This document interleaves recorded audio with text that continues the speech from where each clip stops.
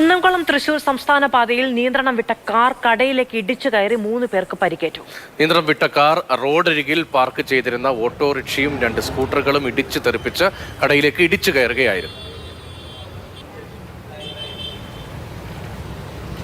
ആ ദൃശ്യങ്ങളാണ് കാണുന്നത്.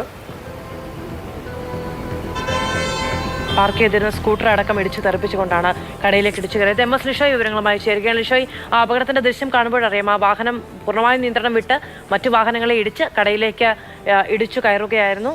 ലിഷോയ്, കേൾക്കാമോ? അപകടത്തിന്റെ വിശദാംശങ്ങൾ എന്താണ്?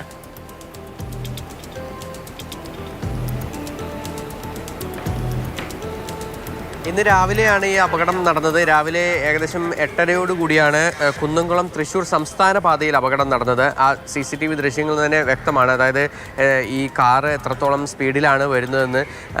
ഈ കാറ് തൃശ്ശൂർ ഭാഗത്തേക്ക് വരുമ്പോൾ കുന്നംകുളം ഈ യൂണിറ്റി ആശുപത്രിയുടെ പരിസരത്ത് വെച്ചാണ് അപകടമുണ്ടായത്. നിയന്ത്രണം തെറ്റിയ കാർ ആദ്യം ഒരു സ്കൂട്ടറിലിടിച്ചു, അതിനുശേഷം ഓട്ടോയിലിടിച്ചു, അതിനുശേഷമാണ് പിന്നീട് കടയിലേക്ക് ഇടിച്ചു കയറുന്നത്. ആ സമയത്ത് അവിടെ അധികം ആളുകളൊന്നും തന്നെ ഇല്ലാതിരുന്നതിനാലാണ് വലിയ അപകടം ഒഴിവായത്. പക്ഷേ 3 പേർക്ക് സംഭവത്തിൽ പരിക്കേറ്റിട്ടുണ്ട്.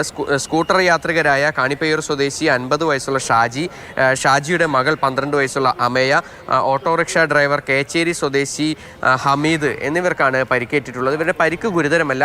തൊട്ടടുത്തുള്ള ആശുപത്രിയിലേക്ക് തന്നെയാണ് എത്തിച്ചത്, യൂണിറ്റി ആശുപത്രിയിലേക്ക് തന്നെയാണ് എത്തിച്ചത്. ഈ രാവിലെ ഈ കാറ് അമിത വേഗത്തിൽ വരികയും നിയന്ത്രണം നഷ്ടപ്പെടുകയുമാണ് ചെയ്തത്. അങ്ങനെ നേരെ ഇടിച്ചു കയറുകയാണ് ഉണ്ടായത്. എന്തായാലും ഈ പരിസരത്ത് വലിയ തോതിൽ അപകടങ്ങൾ നേരത്തെയും സംഭവിച്ചിട്ടുണ്ട്.